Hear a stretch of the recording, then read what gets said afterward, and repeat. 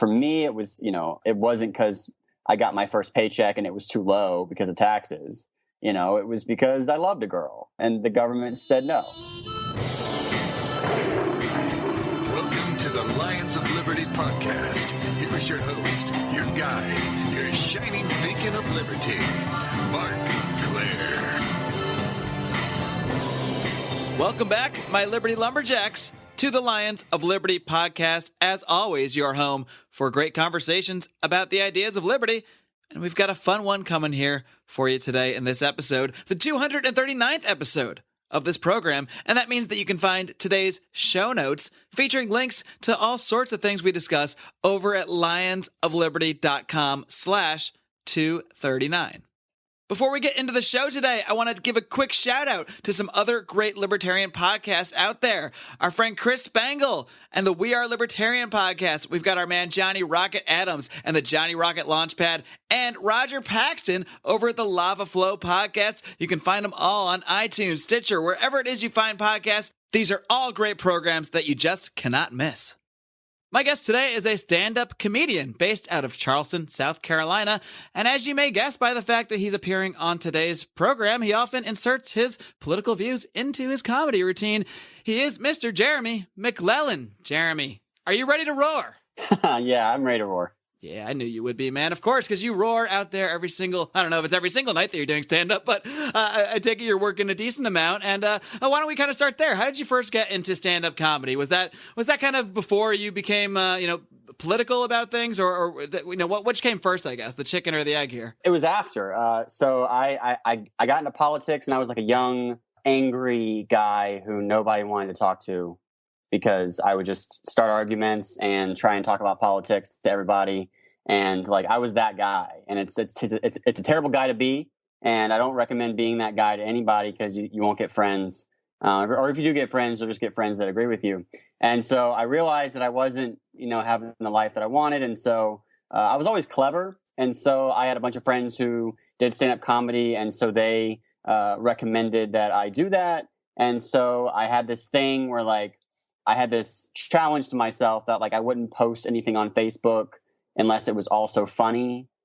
So I could say whatever I wanted, but there had to be a joke in there. And so that got me going, and I started doing open mics and performing more, and got good, and people started noticing me. And so that was 3 years ago. And so I'm a very different person than I was back then. I take things a lot less serious. And I mean, it's just, I take issues seriously. It's your approach that's changed. Yeah, my approach has changed. My way of thinking has changed, and what I expect to accomplish has changed, because there's only so much you can do. Well, why don't we tick back the clock a little then? And how did you first get interested in politics? I mean, what were your political views? I don't even know if you necessarily identify as a libertarian per se. I think you have a lot of views, I do. I mean, that overlap. But how did you? It's sort of interesting. My dad's we grew up. He was wanting us to read Hayek and Bastiat, and he definitely, I don't know if he identifies as libertarian, but he definitely is. And then we all, me and my two older brothers, we all sort of rebelled against that. And so I was this lefty liberal person for most of my life. I'm still technically a registered Democrat. And then And so I volunteered for Obama's campaign in 2008. I was very, very hardcore, lefty. If I was still that way, I would have been a Bernie bro. Right. For sure. And then, some things happened. The girlfriend that I had at the time got deported. And so where was she from? She was from Estonia. So it's not even one of the bad countries. Not on Donald Trump's radar at all. Right. Well, it could be on his radar for his next wife. That's exactly the kind of person that he would marry. But and so that got the whole process of going through the bureaucracy of asking nameless, to whom it may concern, if I can date this girl. The whole process just sort of radicalized me, I guess. And so that got me thinking more about government bureaucracy and why is it the government's business to tell me who I can date? Why is it the government's business telling who can work where, to protect native workers, to protect jobs? Why is it the government's job doing this? Because these are just nameless people Like, it's people who, and then, you know, a nameless person told us no. Like, there is someone in the United States. It's so bizarre and like Kafkaesque, but like, there is someone in the United States whose decision it was that me and this girl couldn't date anymore. And like, they made that decision, and I'll never know who it is. And like, they probably aren't even thinking about it right now. Like, that's how bizarre, you know, bureaucracy and democracy and government, like, in general works. And so that, you know, most of the people who wrote about open borders were, you know, libertarians. And so I came to liberty like from the left, and I still retain a lot of that, like, instincts, like in terms of social justice and concern for the poor. But, you know, I'm what you would call like a bleeding heart libertarian, which is like a specific thing. It's like, there's a group of people who call themselves that. And so, yeah, that's sort of my story in a nutshell. My instincts are still very much, you know, that of a leftist, but I'm pretty much a, you know, just regular old libertarian right now. That's a really fascinating story, though. I mean, were you actively trying to go through like the proper channels to keep her here, or were you trying to get married? Or what were you actually trying to do? Well, we hadn't been dating a ridiculous amount of time, and so, like, you know, getting married would have been very premature. Yeah. But, you know, yeah, we tried to go through the proper channels, and which involves just sending a bunch of information out to no one, and then hoping that no one tells, and then to an address, hoping that someone, like, you know, ate lunch before they decided. Like, you're hoping things like that. You're hoping that, like, somebody, you know, didn't have an argument with their boss before they decided your case. And it turns out they did, or they did, you know, they were hungry or something. You pretty much want to just hope that they got laid the night before. You know, exactly. They're in the best mood possible. Exactly. And so, yeah, it said no. And so that was the end of that. And so yeah, that's what started to drive you more, I guess, into the arms of the libertarians when they agree with you on this one issue that kind of spark your interest in looking into some other areas. And I think that's the case with. I mean, everyone has a different story, and you know, I have a friend. He's my favorite libertarian political philosopher, Jason Brennan. He's at Georgetown, and he's just the best, like, libertarian political philosopher, I think. But I asked him, because his area of expertise is on, like, voting behavior and the ethics of voting. He wrote a book called The Ethics of Voting. And I asked him, I was like, what does make people change their minds on politics? Like, is there any social scientific data or studies that show like this is how people change their minds? And he was like, no one knows. Like, no one knows why people change their minds. And so I'm like, oh, okay. And so that sort of resonated with me in a bunch of ways. Just that, like, everyone has a totally different story. You know, for me, it was, you know, it wasn't because I got my first paycheck and it was too low because of taxes. You know, it was because I loved a girl and the government said no. And so that, to me, is, you know, and then from that, it got into, like, well, why does the government have the right to do the vast majority of the things that it does? And so from there, you know, I'm now pretty much, at least philosophically, an anarchist at the moment. So you made the great leap, huh?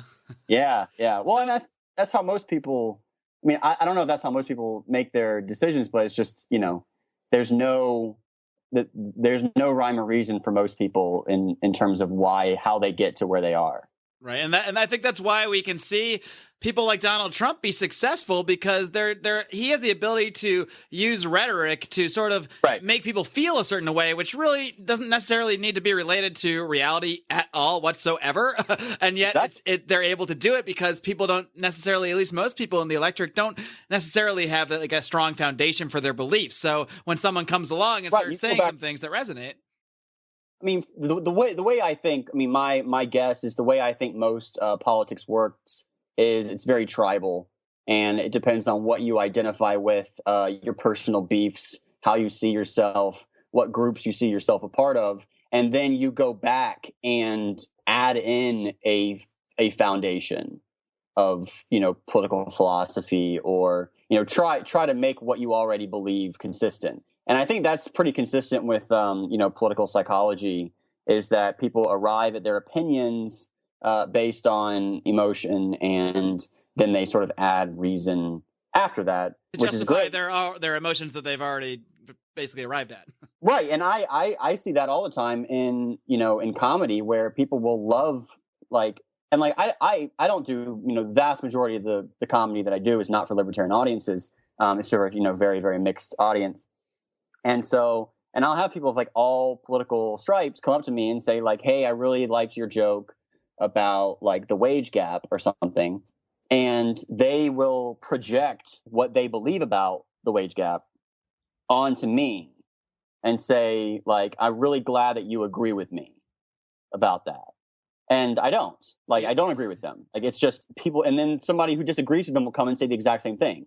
And so people do that to me. I make them laugh, so they have to find a reason to like me. And so I feel like that's like the same thing is going on with Trump, where like Trump makes people like them, you know, like him. And you're drawn to him. He's powerful. He's an alpha male, and maybe your father didn't treat you right. So, you know, you're like trying to impress your father. And so you're drawn to Trump. And then you have to come up with reasons why, you know. And he says shit that politicians just do not say, which I think, you know, it doesn't resonate in an intellectual way, but politics isn't all that intellectual, but it does resonate with, oh, this guy is different. And in a time when people want something different, they're sick of a lot of what they're hearing, just being different, it doesn't matter what the rationale behind it is. Simply being different is to the extreme that Trump is going to garner attention, especially when he just, like I said, he's a master at this. And it's impressive in a way until you actually realize some of the things he's saying, and then it's just kind of frightening. And he's saying things that Americans say. I mean, like, he is either equal to or less racist than the average American, which isn't saying much, but like, I really think that. Like, I really think that he is, you know, and as far as him being sexist, I think he's sexist. I think the average American is sexist, and I think that he is either equal to or less sexist than them. And but I mean, like this thing with the nude photos of Melania, like this has Trump master plan written all over it. No one cares about that. And you know, you have this weird situation where Democrats are slut shaming, you know, Melania and attacking her. And I mean, what it does expose is that Republicans don't actually care about that. And that's been one good thing about this election is it's exposed what people actually care about. And people don't actually care about, you know, the debt. They don't actually care about, you know, norms of human rights at wartime. These are things. And so I think this has sort of brought up something that libertarians have always said, which is that the government is too powerful. And, you know, we cannot trust norms to keep us from being monstrous. I think Rand Paul found out that that talking about the debt and trying to be very intellectual just doesn't really work, sadly. Yeah, no one cares unless they see themselves as being. I mean, he was really going after a very niche group of people who cared a lot about, you know, libertarian / conservative principles and saw themselves as part of, you know, these libertarian wonky people. And it turns out no one cares about that. I mean, even like people who elected, you know, Thomas Massey or Justin Amash, you know, these are very, very libertarian Republican people. Well, all their constituents are voting for Trump. And so it turns out that their constituents didn't actually care about their like libertarian philosophy. They just cared about their anti-establishment, you know, credentials. And so I've seen quotes by one of them. I forget which one. It may have been by Massey, who was just like, it's kind of depressing. I thought they had elected me because I was a libertarian. Turns out they just elected me because I'm anti-establishment. And that's sort of, you know, concerning. And so, of course, they both have to, you know, they have to endorse Trump. Yeah, I mean, I see a lot of libertarian outrage out there about, you know, Rand Paul saying he'll vote for Trump. I don't know if he came to a full endorsement and Thomas Massey has officially endorsed him, but I mean, what are you going to expect? This is politics. We're going to generally have to expect that Republicans are going to endorse Republicans. I mean, and Democrats are going to Bernie endorse Hillary. Like, this is what's going to happen. And we can't get mad about it unless we just want to be away from politics altogether. Well, so for them, the worst thing that can happen is that Trump could win and then just destroy the country, and then they get blamed for it. If Trump loses, they're not going to get blamed for it. Right. So even if they endorse him, they're not going to get like primaried by a more libertarian candidate who then blames them for voting for Trump. That's not going to happen. So, and maybe they see the writing on the wall. Maybe they kind of see what I see. I mean, I know that Hillary is leading in polls, and maybe Gary Johnson is gaining some traction. But I hate to say it, but objectively speaking, from what I've observed, I feel strongly there's a very good chance Donald Trump is going to be president. And I know that's not the conventional wisdom, but he hasn't gotten here by conventional wisdom. And maybe they just see, if I have any hope to influence this administration at all, I gotta at least play nice and do my thing. Say I'm endorsing him. What do you? Yeah. No, I get it. And it's sort of like,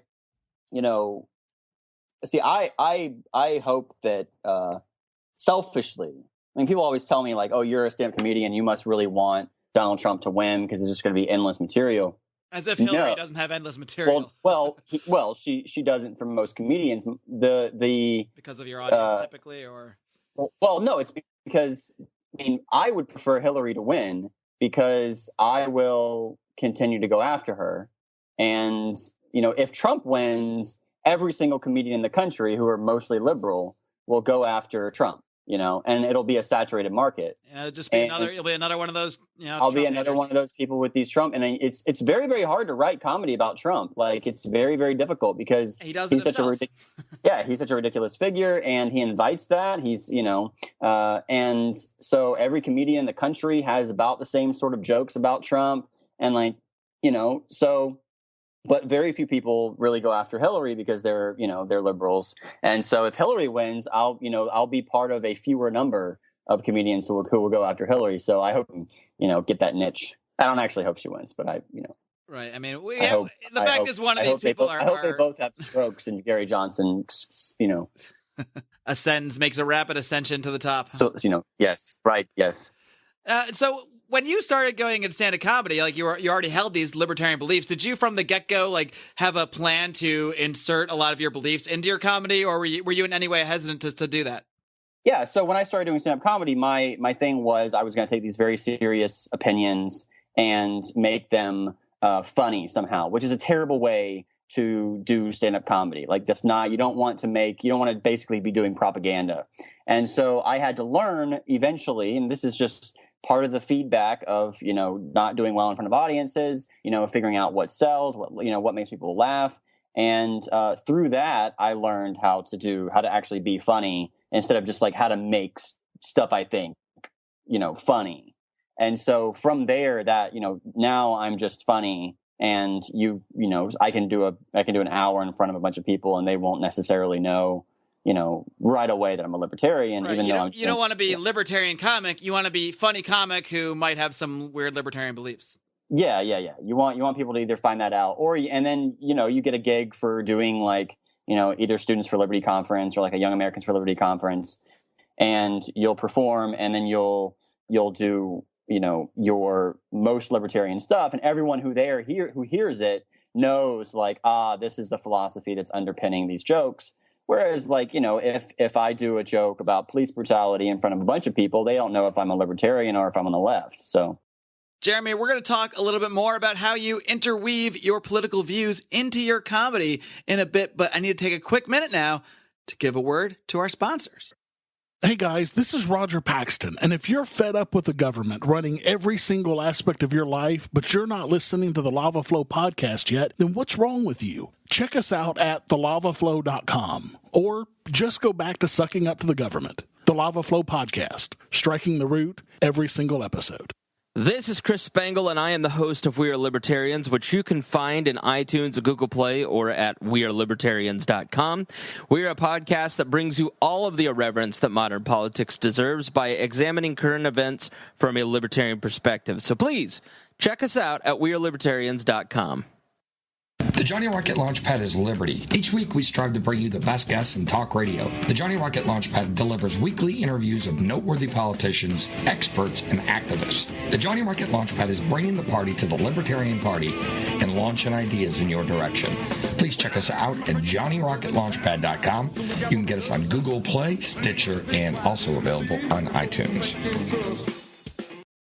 Do you have an example of a kind of a libertarian-ish joke that you've done before that has resonated with the audience that might have, I don't know, maybe in reality they're just laughing at your joke, but, maybe had some sort of effectiveness in making a connection to that political belief you're also putting forward?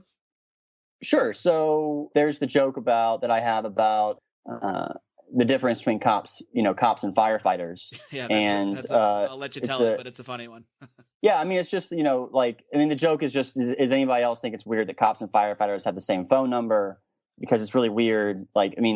Because they have very different reputations. Like, no one hates firefighters. Nobody's ever thrown a Molotov cocktail at a fire truck. Nobody's ever yelled fascist at a firefighter. I don't think that many people really hate firefighters.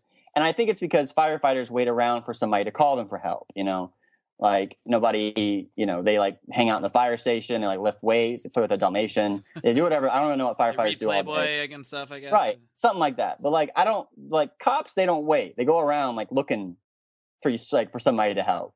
So they're like, can I help you? And you're like, nah. And they're like, why are you resisting? You're like, what? And they're like, pow, and that's it.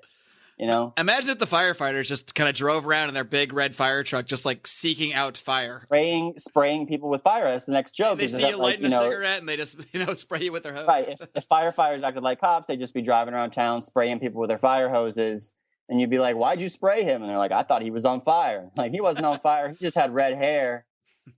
It's racial profiling, And no firefighters ever gone to the wrong address and drowned someone's dog. Is what I'm saying. And all of that is that's very libertarian-y, right?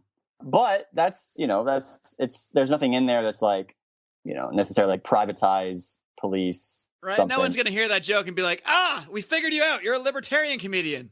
Yeah, this is a Off Koch the stage brothers. with you. That joke was funded by the Koch brothers. I saw this. I just want to mention a fan of our show, Jonathan Hubbard. He sent me the stand-up bit that you did, and he said this particular bit was what had basically made him a fan of yours, and that's basically why we're doing the show today. Because I often ask my fans for feedback. Oh, okay, cool. And awesome. but the other joke was the income inequality gap joke that you made. So yeah, you can tell that one real quick. Yeah. So I mean, it's just my wife is a liberal, right? So she's on the left. She likes Bernie Sanders, and it's cool. We get along really well. We just argue about that, and it's fine. And it's not that important. I mean, we agree on politics. But she was saying that women still make 77 cents for every dollar that a man makes. And I explained to her that's just because men naturally gravitate towards higher paying professions like doctor or engineer or CEO. Whereas women just naturally gravitate towards lower paying professions like female doctor and female engineer and female CEO. It's not our fault you don't apply for the regular jobs, right? It's just on the other side of the form, I think you said, right? Yeah, so just turn the application over. Just it's all right there. Just apply for regular doctor and you'll be fine. Yeah, and then I have several more jokes after that about I think men should make more than women, right? Because we have to provide for women. We have to share all that extra money with our wives and our daughters to take care of them, which can get really expensive because I don't know if you know this, but they only make 77 cents for every dollar that a man makes. And so then it just keeps wrapping around in sort of Inception type thing. But the good thing about that joke is that I can tell that in a very, very lefty feminist crowd, or I could tell that to a libertarian crowd, and they'll just project what they think onto that. I mean, we know that the wage gap is largely a myth, or it exists, but it exists between all men and all women. It doesn't exist for men and women in this exact same position for the exact same things. Anyway, blah, blah, blah, blah, blah, blah, blah. So I'm curious your perspective on, I guess, the liberal sort of comedic gatekeepers out there. Most of the prominent comedians in the media are very liberal, and sure. they seem to be sort of kind of, it's at a point where people are using, Jon Stewart segments, although he's not around anymore doing this stuff, Trevor Noah, Larry Wilmore, Colbert, as evidence of their political beliefs. And is that troubling to you at all? That, I mean, I don't think comedians should be less listened to. I think just because you're a comedian doesn't mean I shouldn't respect your viewpoint, but it also shouldn't mean that therefore what you said is correct. It should be a way to inspire discussion, not really be a gatekeeper for discussion. And that does seem to be the role that a lot of the major comedians are starting to play in our society. Yeah. And it's not I don't think that's a good, I've benefited from that shift because I'm more intellectual than I am, I'm pretty intellectual and I'm also a comedian. And so I benefit from the shift towards the comedian as a public intellectual model. But, previously it was very much like there's serious public intellectual work going on. People are having a serious conversation. The adults are having a fun conversation. Like the king is deliberating, and on the side, you have the comedian who is livening things up, who's, making everyone remember that they're human and making people not take themselves too seriously, right? Like the comedian is contributing to like the central work of like public, intellectual life. But more and more, like the comedian is expected to like take the role of the public intellectual. And that is interesting. So like Trump is basically like almost like a stand-up comedian who wants to become king, right? And Hillary Clinton is very much like the like standard queen or whatever. And so I don't know. I'm benefiting from that shift, but I don't see it as very positive, because what happens is people will project whatever views they have on you, and they'll think you're a lot smarter than you are. Like if you can tell a political joke and make someone laugh, they will think that you're a lot smarter than you are. They'll think that like you really thought it through. Like they'll think that, you have an expert grasp on the wage gap. And like, I don't. I can tell you the names of people who do, and I can refer you to them, and I would rather you read them like than pay attention to me. I rather you do both, but it's a lot of pressure. And so, the Jon Stewart model of comedy is to make political points with comedy. And then when someone says, hey, I disagree with your political points, you say, hey, I'm just a comedian. What do you expect? Come on. And it's like, okay, but you were obviously using comedy to make a political point. And so that's the Jon Stewart model. And I follow it to a degree. Like I'll make points. And then when people, try to have a serious conversation with me, I'm like, this is not really worth my time. And so I'll be like, well, I'm a comedian or whatever. And so it's not that fair, but that's sort of how we, where we are right now with, as far as, political comedy. Let's talk about the other guy that we mentioned briefly earlier, this Gary Johnson fellow. Now, you posted something on Facebook the other day that I'm going to quote, because it literally made me laugh out loud, to the point that I even told my girlfriend, look at this, and isn't this funny? And she's like, yeah, anyway. But you said, weird seeing all my liberal friends call Gary Johnson an extremist libertarian. Can you please tell my libertarian friends that? It would make them so happy.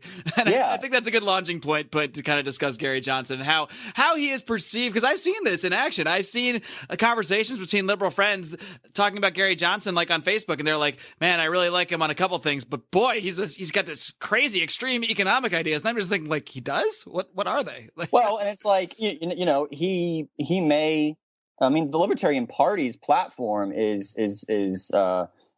supposedly, among libertarians, it's not very extreme, but the Libertarian Party platform is, to the vast majority of Americans, very extreme, calling for like, an end to like that, huge, branches of the government. And it's, so I get that. As far as what Gary Johnson wants to do if he wins, or like what he could do if he wins, I think it's all great stuff. And I think that it's not going to, he's not going to abolish, schools, if he becomes president like that. He's going to get that through Congress. No, he'll pursue a very, non-interventionist foreign policy.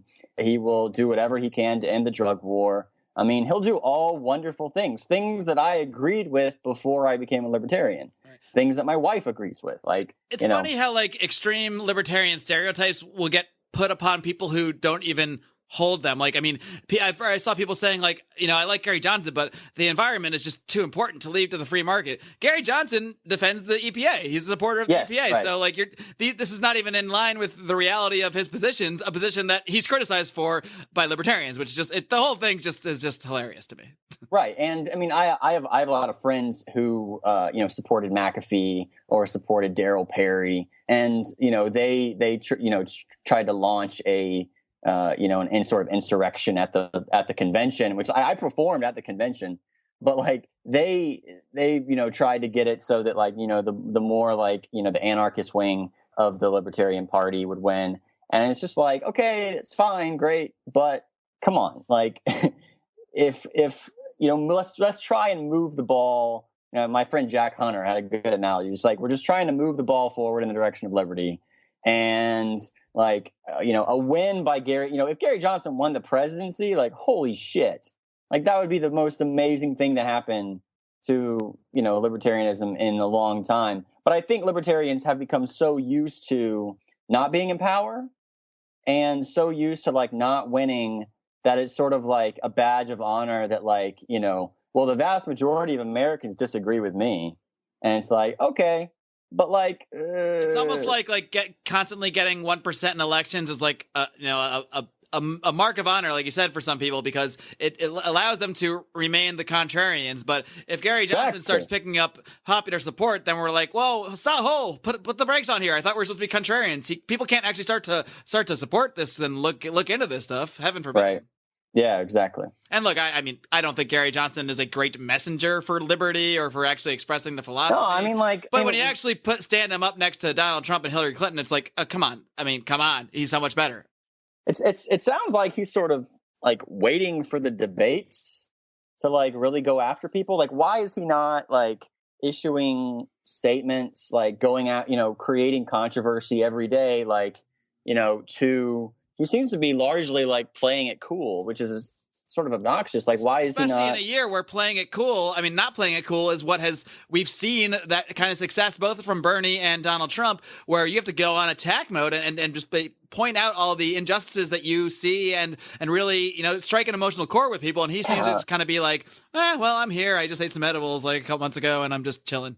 Exactly. I mean, it's he says he hasn't smoked pot in like 7 weeks. I swear I've heard the 30-day figure like 3 different times. I'm like, well, so where are you starting the clock here? Whatever you did 7 weeks ago, it's still hitting.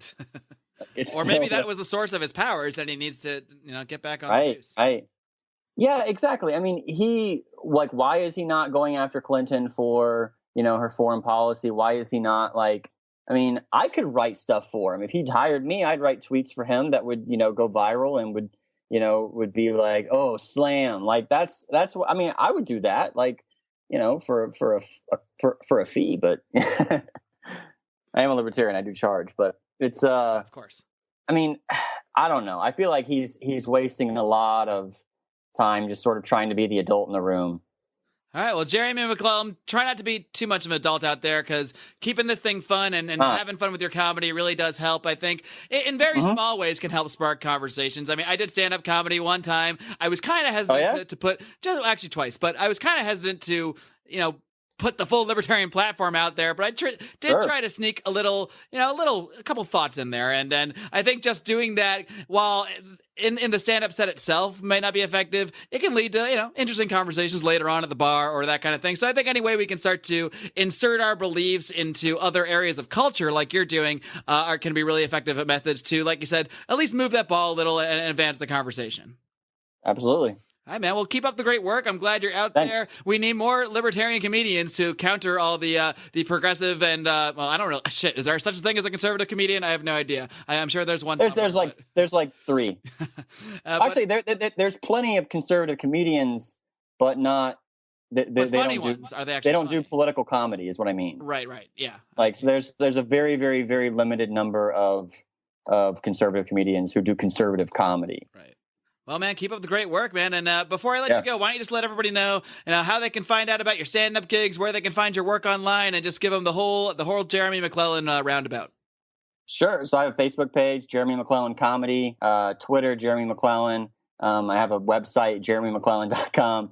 It's all pretty simple. McLellan is spelled with 1 C. So if you look me up, you can friend me or follow me, whatever you want to do. Jeremy McLellan, keep up the great work, man. Thanks. And have a good one. Alrighty, folks, I hope you enjoyed my discussion today with Jeremy McLellan.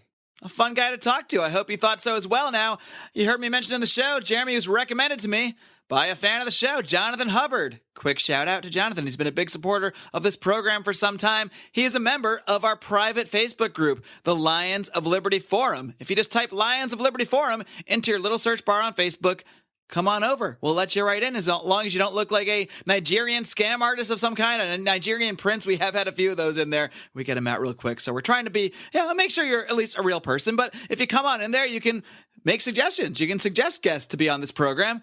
And I just might take them seriously and just might turn into an episode of this very program like today's discussion with Jeremy McLellan did. So thank you, Jonathan, for recommending him. And thank you, Jeremy, for being on the show. I hope you guys enjoyed our discussion. And I think the more we can find new ways to discuss political ideas to normal people in everyday aspects of life, the merrier, the better. And stand-up comedy and just making fun of the political system are certainly ways to do that, ways to get people to open themselves up to you, to start a little bit of that liberty conversation, or at least plant the seeds for a future conversation. And I think people like Jeremy that are out there inserting a little bit of their political beliefs into their comedic stylings are doing a great service for the ideas of liberty. Now, guys, you can do us a great service by helping us this program out. You can, of course, support our sponsors. You can shop through our Amazon link at lionsofliberty.com/Amazon. Which costs you nothing extra to do. Just gives us a little kickback when you do your normal Amazon shopping. And of course, they have just about everything that you can think of on sale at Amazon. But more so than even that, what I really want you to do is go and leave us a 5-star rating and a great review over on iTunes, over on Stitcher Radio, on Google Play, wherever it is you listen to this program. Even on YouTube. Go check us out there, youtube.com/Lions of Liberty. We have our official YouTube URL now, thanks to you guys out there subscribing to us on YouTube. So we are just expanding in so many different ways, and the more we can expand, the more we can advance this conversation, well, the better. And the more we can provide to you, the more content we can provide to you here at Lions of Liberty, as we're always striving to do. Now, of course, you've got more content coming your way this Friday when my man John Odermatt hosts another edition of his weekly look at the broken criminal justice system on Felony Friday. And then next Monday, I've got another interview lined up with my man Remzo Martinez, the host of the Remzo Republic, a show that was actually inspired, really, by this program. Remzo was a fan of the program. It was one of the first programs he heard about the libertarian ideas on, and it really got the ball rolling for him in his quest to think deeper about the ideas of liberty, and eventually inspired him to start his own program. I was the first guest on Remzo's show. Please do look it up ahead of time. You do a little homework. Go find the Remzo Republic. REMSO is how you spell Remzo. Remzo Republic on iTunes, Stitcher, SoundCloud, you name it. He's everywhere. Go check him out and then come back and listen to my discussion with the host this coming Monday. Until then, folks, live long and live free.